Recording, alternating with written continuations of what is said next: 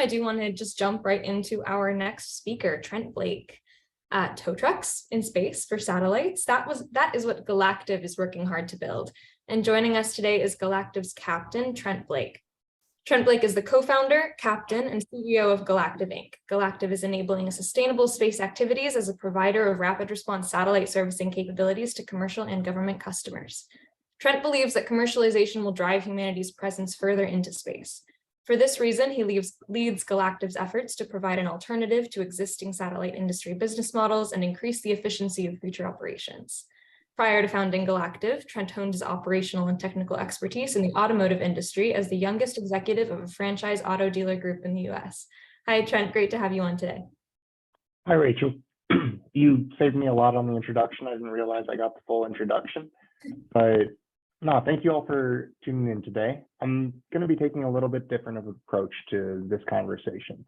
I'm going to be speaking a little bit more about the technical communications within space, the efforts that we need to be undertaking to push further into space and become a true spacefaring race.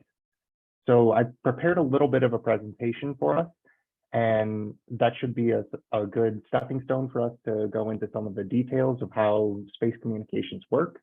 And then we'll go into some recommendations that I made. So I know that this panel is kind of going automatically to the group view. So it would help if you tuned into the speaker panel and the views so that you can actually see the presentation, because I spent quite a few hours making this. So awesome. I hope that y'all can see this. And so, like Rachel mentioned, I started Galactive around 2 years ago. We're an in-space services provider that's enabling a robust transportation and logistics community within the space sector so that we can drive humanity further into space. We're starting out in the near space region and like geosynchronous orbit, and moving forward and pushing the bounds of humanity so that we can go to the moon, Mars, and beyond. So I always like to start most of these presentations with a quote that further explains why this topic is so important to me. So I'm tapping into the knowledge of the grandfather of modern rocketry, Wernher von Braun. And when he was speaking about space travel, he said that it will free man from his remaining chains, the chains of gravity which still tie him to this planet, and will open to him the gates of heaven. Developing the infrastructure to enable complex missions in and beyond Earth's orbit, including those that rely on reliable communications, is critical to the success of this long-term vision. But von Braun also said, we can lick gravity, but sometimes the paperwork is overwhelming. Galactive is doing our best to lick gravity. We're building the technologies to support this infrastructure already, but we're happy to support and sponsor an organization like Foundation for the Future, who put this event together, to help advocate for this pursuit on a national level. They're doing their best to help with the paperwork that really none of us can do without their help. So in today's presentation, like I mentioned, we'll be talking more about humanity's expansion into space, the importance of the robust space communications network, and some of my personal recommendations for future development. And hopefully we'll have a little bit of time for Q&A, but I know that we're running a little bit behind schedule, so we'll see how that goes. So to put space into perspective, it's best to look at how this ecosystem works, what it looks like, and to describe some additional terms. So in my conversation, I'll be referring to near space and deep space quite often. The near space region is everywhere between the traditional Earth's orbits. That's low Earth orbit, or LEO, and geosynchronous and geostationary orbits, or GEO. These are roughly 1,200 miles to 26,000 miles above Earth's surface. And everywhere after that, approximate 26,098 miles above Earth's surface is the deep space region. This includes Earth's moon, Mars, and really any other celestial body. Humanity's expansion into deep space must occur in phases for its long-term feasibility. Human activity in the near space region is currently driving these efforts, but we want more. we want to push to the moon, to Mars and beyond. So that requires a concerted effort between nations and humanity as a whole for that to be possible. We already have the robust infrastructure in the near space region, so large constellations in LEO, manned missions to space stations, and a very viable commercial industry within GEO. But additional research and commercial activities will soon enable us to push further. And hopefully one day then we can commercialize the deep space region. So to discuss more about the phases of development that will occur, it's best to divide it into three phases.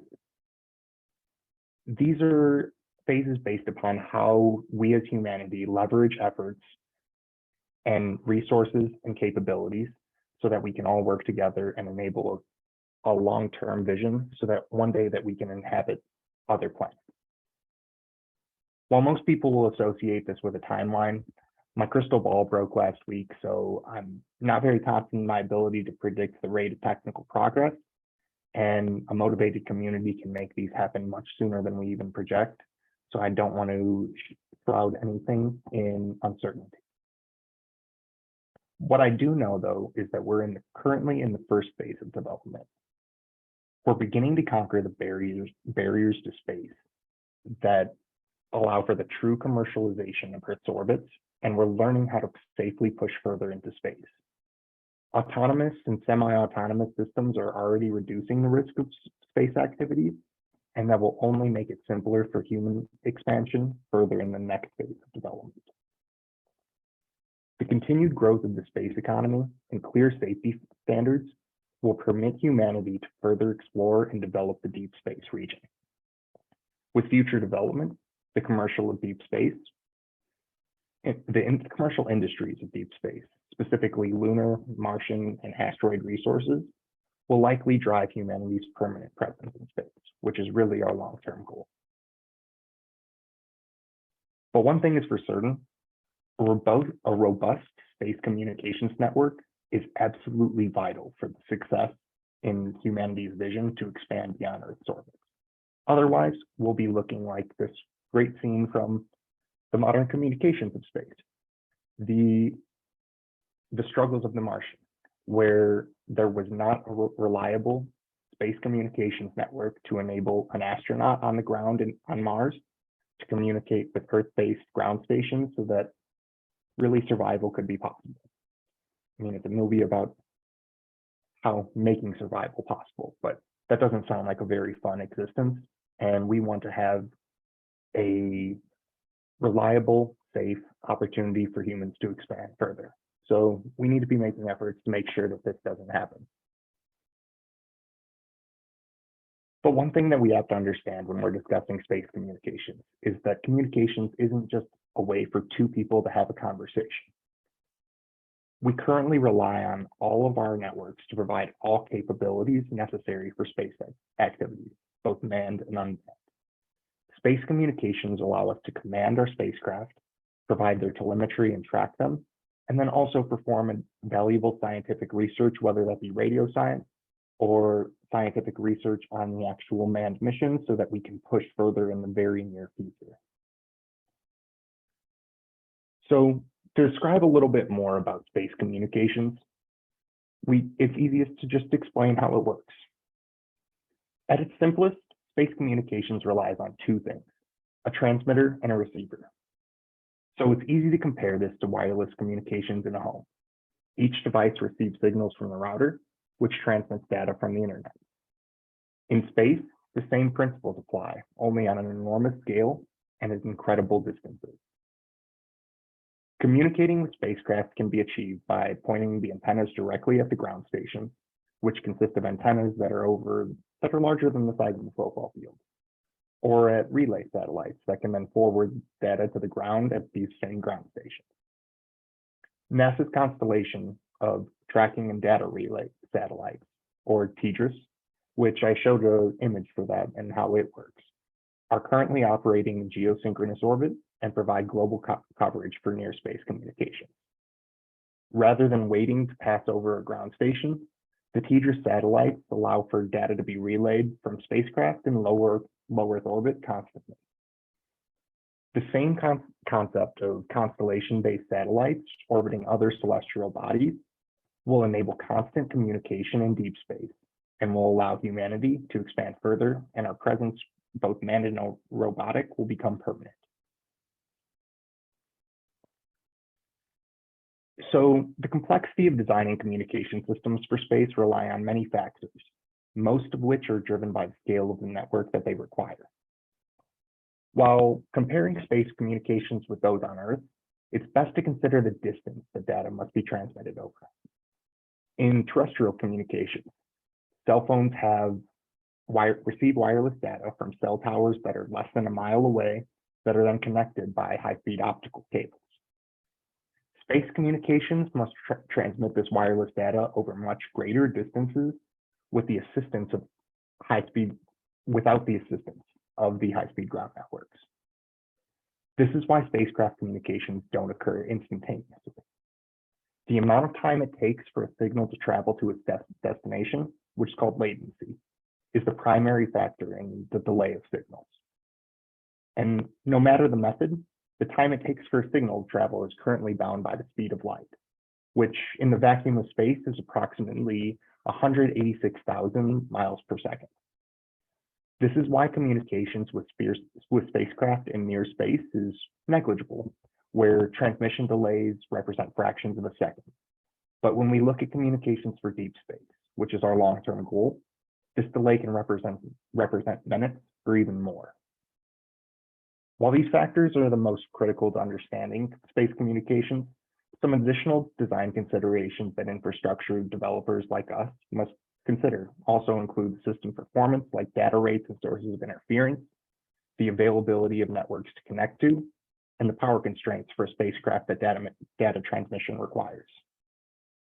Details on the design considerations require a much more in-depth conversation. I don't want to put you all to sleep, so we won't go into that today.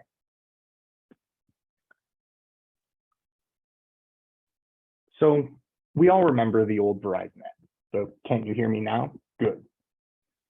But honestly, when I'm looking back at it, I can't remember the last time that I've had to ask that. This shows the progress that we've made on terrestrial networks since the turn of the century. In the same manner, space communications are developing at the same speed. 50 years ago, communications with astronauts in near space were only available around 15% of the time, and that occurred with seconds of delay. Now, communications in this region are available 24/7 in near real time. If we want to push further, we have to develop our deep space communications networks. These communication networks are still in their infancy and will require significant development to reflect the same level of progress.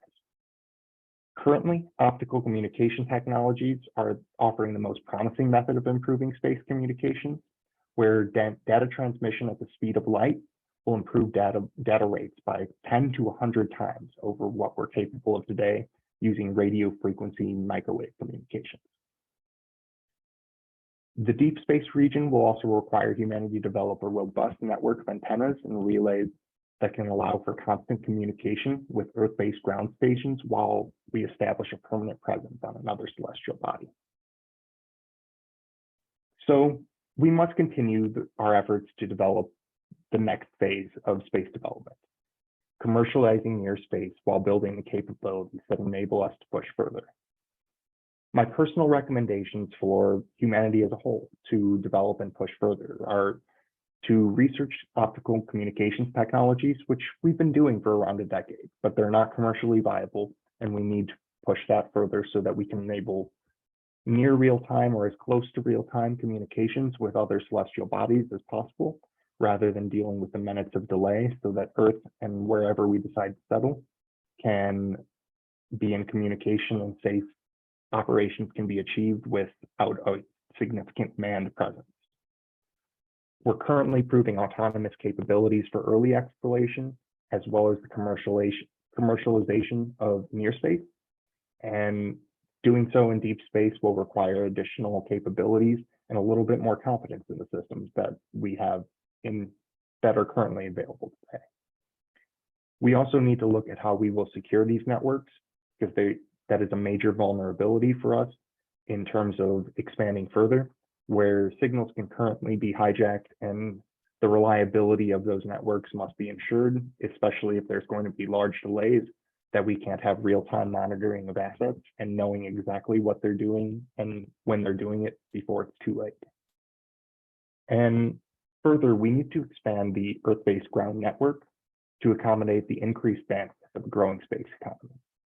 We currently rely on a large network of ground stations, but only 3 are very reliable for deep space communications. This network must expand to allow for the development of additional capabilities and technologies that deep space will require.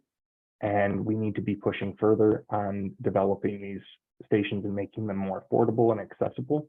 And there's a great opportunity for emerging nations to have an opportunity to enter the space economy without having to make a significant investment in developing spacecraft, like what the US and other spacefaring nations are doing currently.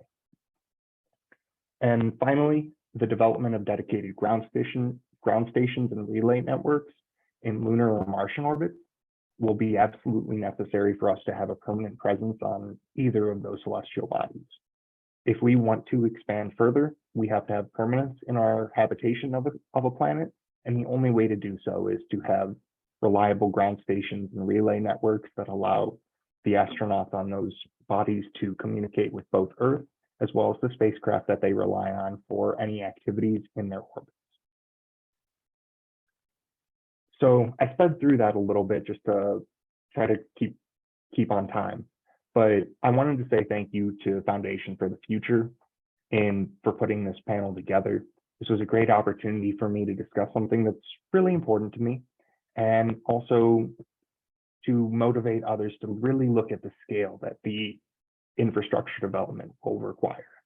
It's not just about the investment in capital, but also the investment in the community and the collaboration between nations, individuals, to develop a robust space economy that will drive humanity further. And excited for this opportunity. So thank you all for your time. Thank you so much, Trent. That was a great presentation. And yes, if anybody in the Zoom has any questions for Trent, please do drop them in the chat, or you can just turn your video on and ask a question when you're ready. I'll take the first one here while people think about it. Trent, I'm curious what progress that you've seen that you're excited about that we've made towards developing these more robust systems for deep space communication. Sure. So I think the greatest example in today's development is the network that we created for the Perseverance rover. So the Perseverance rover doesn't communicate directly with Earth from Mars. It actually communicates with a network of orbiting satellites around it. And that's it's a very small scale replica of what will be necessary for us to push further. And that type of testing is exactly what humanity needs to do to push further. And it's been exciting to see how its success and how we can do it on a much larger scale with even greater technologies than when we first started developing that rover.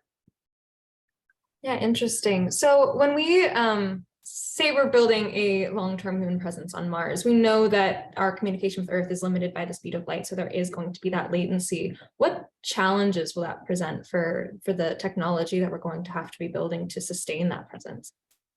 I think the greatest challenge will be a decision between whether we want to control Mars from Earth or whether we want to have a habit and to inhabit Mars so that we can have more robust and detailed exploration activities, because we will have a 10-minute delay even with the speed of light. And that's still very significant when you have high value, high risk operations, and having to over-design systems to compensate for that is intensive. The development of habitable ground stations on Mars will be a really exciting opportunity for us to have near real-time communications on a celestial body, but we're at least a decade, if not more, before that's even remotely possible. But it's something that we have to be building towards, and I think we are. So it's exciting to see. Yeah, absolutely. And I'll have one more question here from Peyton Zare. Sorry for my pronunciation if that's wrong, but from a funding perspective, who should be taking the lead on expanding ground-based communications infrastructure? How can the private sector enable this if it requires a significant investment? So I believe that there is not a commercial application for most of this deep space research and development in the early phases. And having the private sector enable this through their own investment is very high risk, and there's minimal chance of reward in the near term. I personally believe that governments should be taking the first steps in building that initial infrastructure, whether that be the American government, Chinese government, Russian government, or even very small nations that want to have an opportunity to enter the market early, where they can be developing the technologies for ground stations, which have been proven. We have the telescope systems as well as communication systems in allied nations and emerging nations. And both of those have made what really all of our scientific research possible. And in order to expand beyond that, we need to have the support of humanity as a whole. Humanity needs to see that the importance in space travel and becoming a multi-planetary species, and prioritizing their resources so that they have an opportunity to become involved when they weren't able to justify the capital expenditures yet. But I believe that they're starting to, and most nations are looking to be involved in space. So this is a great time to be in it. Yeah, absolutely. I agree with you there. And I think that's a great note to end on. Thank you so much for coming on and sharing your presentation today. It's been really interesting. No, thank you for having me, and thank you for the great introduction. Of course.